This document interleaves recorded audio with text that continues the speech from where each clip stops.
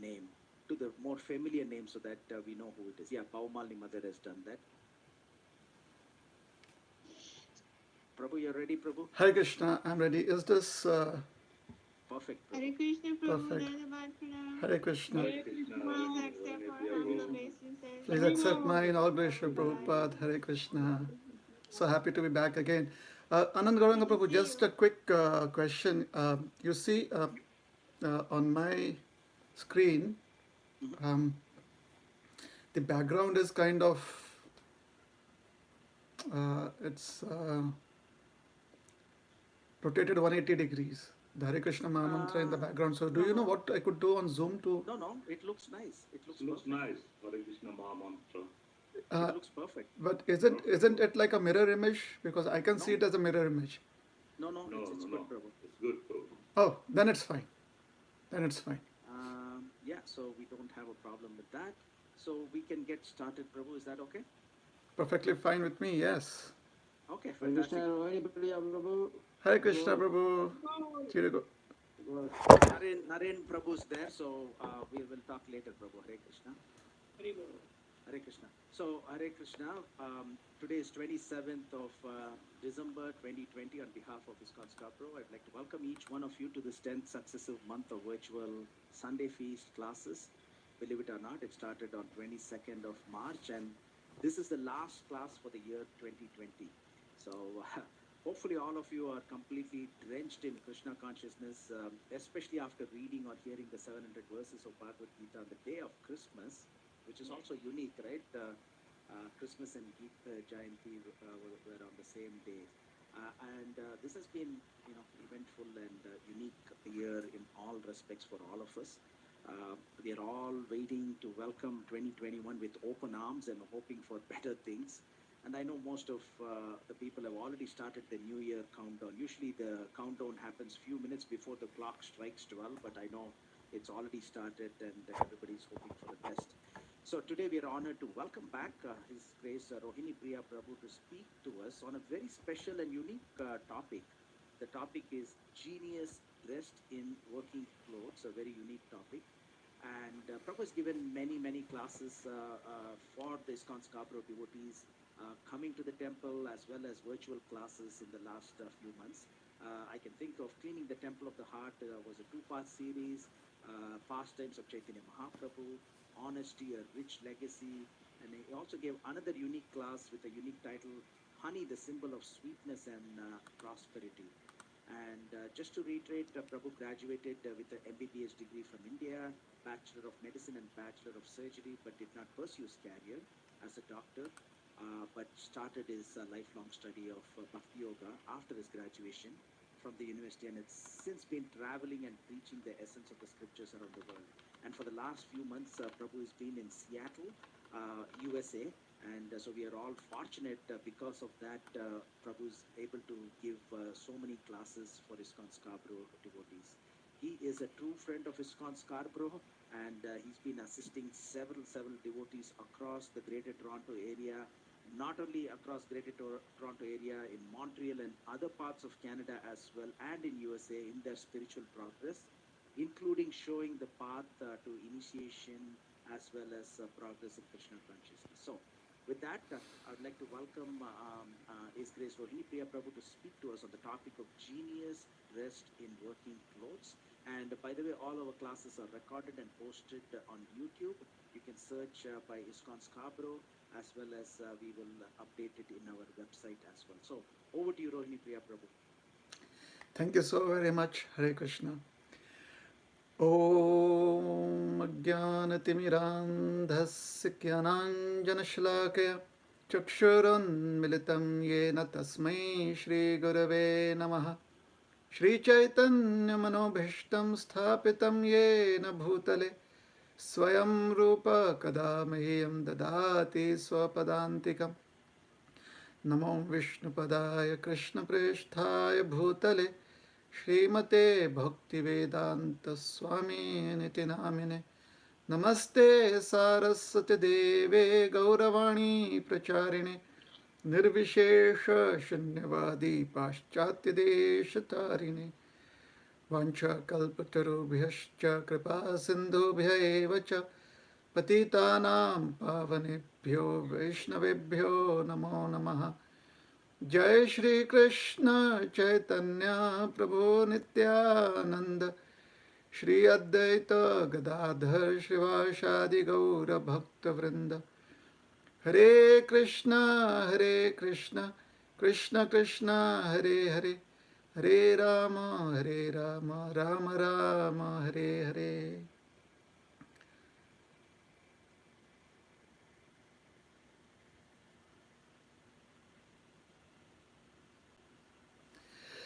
Hare Krishna. So thank you very much for once again allowing me this opportunity to speak on Krishna consciousness and to speak about our scriptures as has been described by Srila Prabhupada. So most of our understanding we derive from the teachings and writings of His Divine Grace A.C. Bhaktivedanta Swami Srila Prabhupada.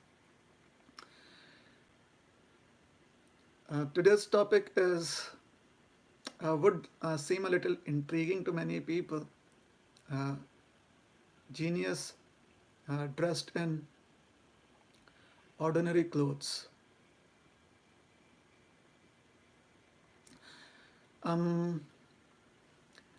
Actually, this was a quotation, a quote that I had read, or I had,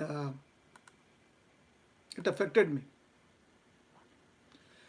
Genius dressed in its working clothes. And I felt that this is very appropriate, especially in a Krishna consciousness. So what was being described is common sense. And the exact quotation, which is attributed to one famous thinker, philosopher, writer and poet of the 18th century, Immersion,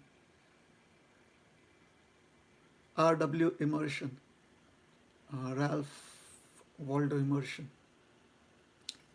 He said that common sense is genius dressed in ordinary clothes. So I was struck by it because that is what is expressed through the teachings of Srila Prabhupada too. That Srila Prabhupada would, someone asked Srila Prabhupada, so what is Krishna consciousness? And Srila Prabhupada explained that Krishna consciousness is being conscious of Krishna always. So simple. We just need to use our common sense. As the saying goes, that common sense is the most uncommon commodity, or common sense is that which is most uncommonly used. So although it is called as common sense, there is a dearth of utility. Also, genius dressed in its working clothes refers to the idea of how one should always be striving or working to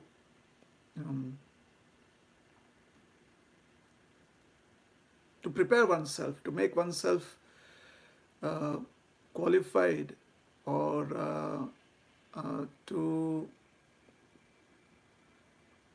make oneself compliant so that we can receive the mercy of Krishna. So that means it's hard work. One has to get one's feet dirty if one has to prepare oneself, prepare one's heart. If you want to be poetic, then prepare the heart and make it a fit place to receive the grace of Krishna, so that Radha and Krishna reside within the heart, within the forest of Vrindavan that we create within our heart. So we need to get our feet dirty, we need to flex our muscles, we need to work. So the idea about a genius is someone who is exceptionally uh, good. So one could be genius at one's work, or one could be a genius in terms of being very knowledgeable, whichever way. So to be very expert is also the idea of being a good devotee. It is one of the qualities of being a good devotee, one of the important qualities of being situated in devotional service is to be a kovida. A kovida means expert, someone that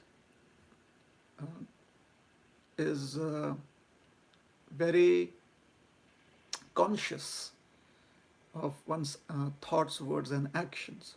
So the word, the Sanskrit word for it is kovida, or sometimes the Sanskrit word used for, especially in its verb form, is pragya.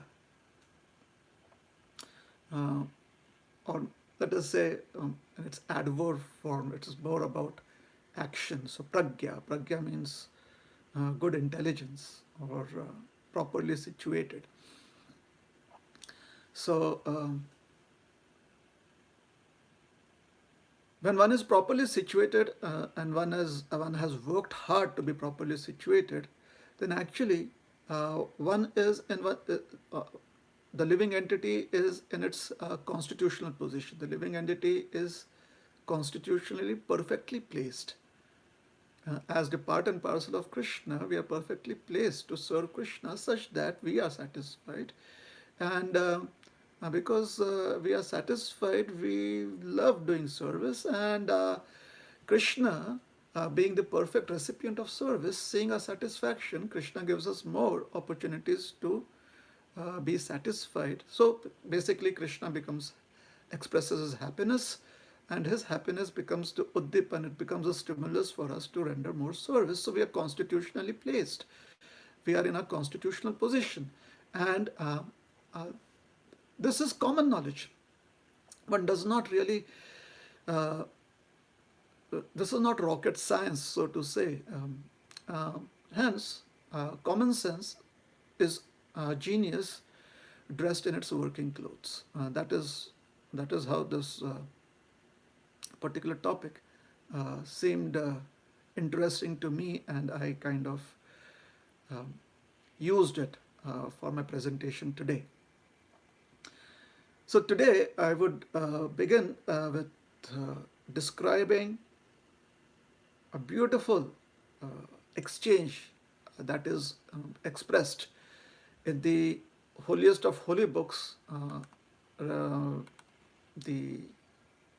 the book that is very dear to Gaudiya Vaishnavas and all Vaishnavas, the Srimad Bhagavatam. We'll refer to this incident, which is from the fifth canto. The first half of the fifth canto, wherein there's a description of a king of the name Rahuguna and his interaction with a great personality called as Jad Bharat. And then we will be also referring to various quotes from the Srimad Bhagavatam, Srimad Bhagavad Gita, and a couple of other scriptures to help us be very much involved in this presentation, to help us be comfortable in understanding this presentation. And finally, we'll conclude with another beautiful interaction from one of the commentaries on the Ramayana, on the life of Sri Ramachandra. So that is the way today's presentation will go. Coming back to intelligence, or coming back to being an expert at doing things in this world.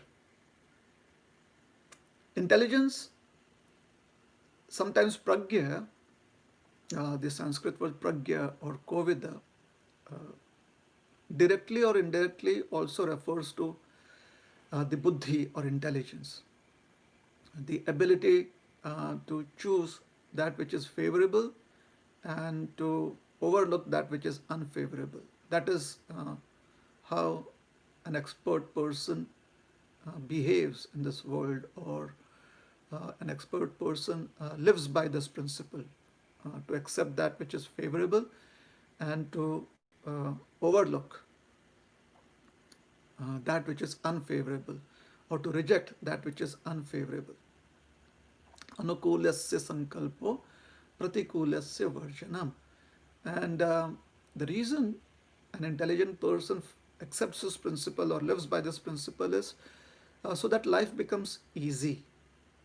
We need to make our existence a little comfortable, so that the challenges that one faces are chosen ones, so that the challenges that come in life are challenges that one are aware of, so that such that we can overcome those challenges, such that we can try and uh, uh, be undeterred by those challenges, to try and grow through those challenges. An intelligent person lives by this principle of accepting that which is favorable and um, rejecting that which is unfavorable. And if one wants to live by this principle, then it is important that one adopts a particular perspective in life. And what is that perspective? That one must let our intelligence be dynamic and not static. Uh, you see, education cannot be a measure of one's intelligence, although education does facilitate one to be able to use one's intelligence. But education per se may not completely reflect the measure of our intelligence. Sometimes the measure of our intelligence, or sometimes the uh, our capacity at choosing, at making the right choices, uh, depends on the ability to accept change. If we are very rigid, if we are not open to change, especially change for the better, then our intelligence may not really be uh, able to guide us. The intelligence can simply be quotations, or our intelligence may only function in the form of sending forth quotations on WhatsApp. Like somebody once said that intelligence is the measure of intelligence is not when we simply open our mouth to eat. Similarly, uh, the expression of intelligence is simply not where we have received a forwarded post on WhatsApp, on social media, and we repost it, we forward it further. That may not be the uh, complete use of this facility called as pragya. Pragya means expert at delineating and making delineating or discriminating and making the right choices. So one must be able to accept change in one's outlook towards life, in the way one renders service, in the way one interacts in any relationship, because that is intelligence. Where it is static, that means one has become very rigid, and wherever there is rigidity, although being rigid is helpful when you want to stay focused, at the same time, uh, since we have intelligence, it is essential that we can also be a little flexible towards changing for the better. And for this to be possible, uh, we don't need external things. We don't need riches. We don't need. Uh, we are not really dependent on things like food, shelter, clothing, etc. For one may be very poor, and one may not have good clothes, but if one's mind is a palace, if one's mind is uh, a grand palace, and in other words, the mind has the facility uh, to work in great ways, then the externals may or may not come according to time. So whether one is poor in the sense of one is wealthy or one does not have wealth, or whether one has good clothes or one does not have proper clothes, whether one has a full stomach or whether one is um, for the day hungry for just for the day, it is very important that we have our intelligence in the right place. Uh, on the mental platform, one must feel uh, always capable of approaching Krishna. One must feel always inspired to be connected to Krishna, because Krishna is the source of all riches. Krishna is the source of all facilities. Krishna is the reservoir of all pleasure. Krishna is Rasraj. So it is important to have this perspective in life, this approach in life. Yes, and therefore, whatever is the cost, whatever it takes to have this approach in life, that whether I'm rich or poor, whether I'm happy or unhappy, whether I'm sick or healthy, my ability to connect with Krishna is always intact. It's always existing. My ability to be able to, or the potential that I have to be able to seek the shelter of law of the Supreme Lord is always intact. Um, is always there. Is always present. And that is only possible when our intelligence is very strong, or when we are expert at being able to overcome challenges in life, whether it is physical or whether it is emotional, etc. So the price that one pays for being in knowledge can never be compared to and can never be equated to the price that we pay for ignorance. Yes? Ignorance means where one cannot discriminate. Ignorance means darkness, and in darkness, there is no delineation, there is no distinction, there is no discrimination, there is no variety, there is no clear understanding of one's identity. However, when there is light, there is distinction, there is this facility to see oneself with relation to another existence. So even if we have to uh, pay a lot, even if it means that we need to spend a lot of money on on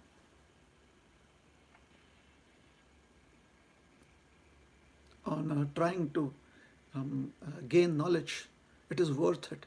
Because if we have accumulated a lot of ignorance, what is the use of it? But if we use everything that ignorance is worthy of, if we think that uh, there's a certain price to live a life of ignorance, rather than that, if we use it to um,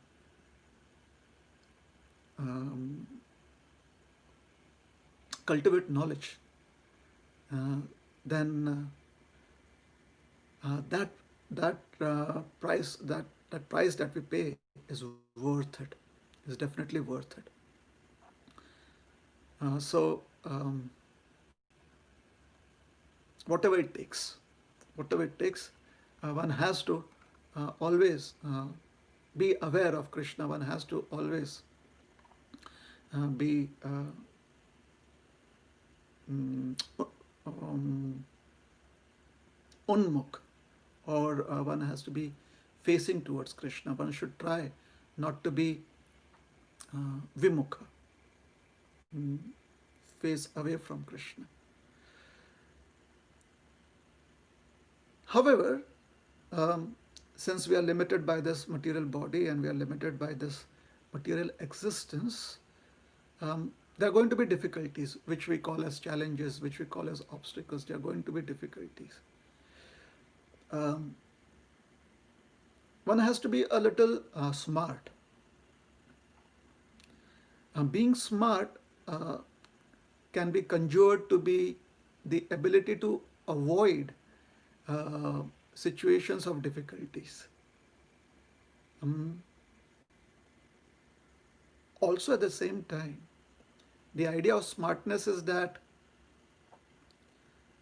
uh, if it is unavoidable, if we have to face the challenges, then we should stay with the questions a little longer. What it basically means is that we should try to seek answers which will help us overcome those challenges.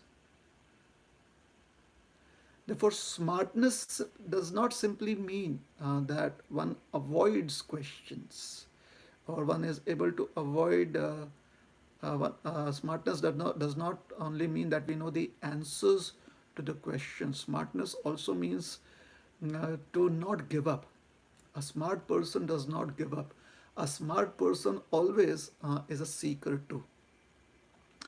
So, if we can stay with the questions as long as it needs, uh, as long as it takes to get the answers, then that is a smart person too. And and therefore, one of the qualities of a devotee is that a devotee is very persistent, or one of the devotional qualities needed to be cultivated in our practices is that one has to be persistent, one has to be determined, one has to uh, uh, since there are going to be challenges too in our life, difficulties in our life, one has to seek answers to questions that will help us overcome those challenges. One must not stop being curious. One must never stop being. Uh, one must never give up asking questions, the right kind of questions. What would it take for me to do better? What would it take for me to go ahead in life?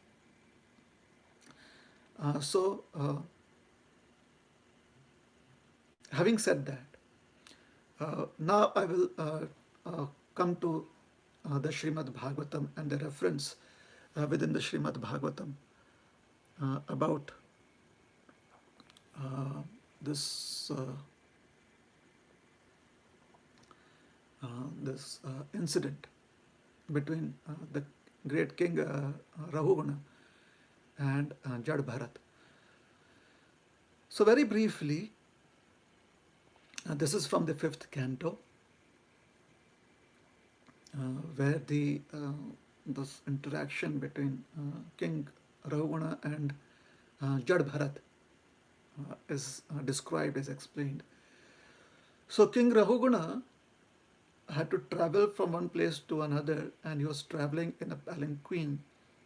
And one of his palanquin bearers had a mishap. So the other pallbearers, so as to say, or the palanquin carriers, they looked for a replacement.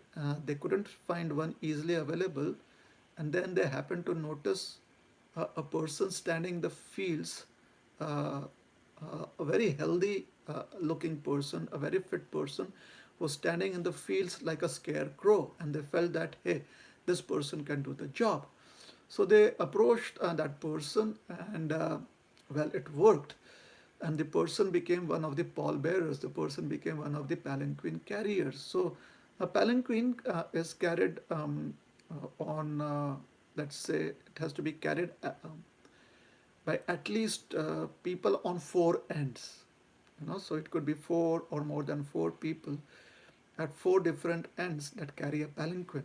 So one of the ends was being carried by Jad Bharat, and Jad Bharat, who was this person that they had recruited, uh, temporarily they had recruited this person.